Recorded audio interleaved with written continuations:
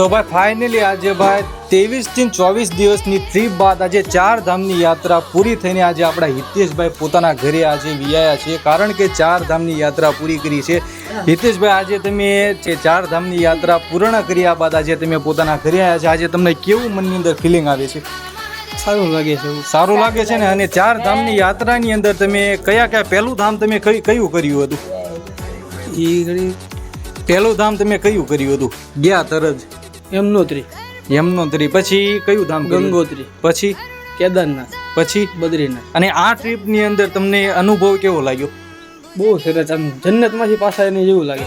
અને ભાઈ અમે અમારી જાતને અમે લોકો ધન્ય સમજીએ છીએ, કારણ કે અમારા બાપ દાદાઓ પણ 4 ધામની યાત્રા કોઈ પણ લોકો કરી નથી શકી ગયા, પણ આજે આપણા હિતેશભાઈ આજે 24 દિવસ બાદ આજે કરીને આવ્યા છે, 4 ધામની યાત્રા પૂર્ણ કરીને આવ્યા છીએ. અને હિતેશભાઈને આજે ભાઈ મનમાં બહુ સારું ફિલિંગ આવી રહ્યું છે.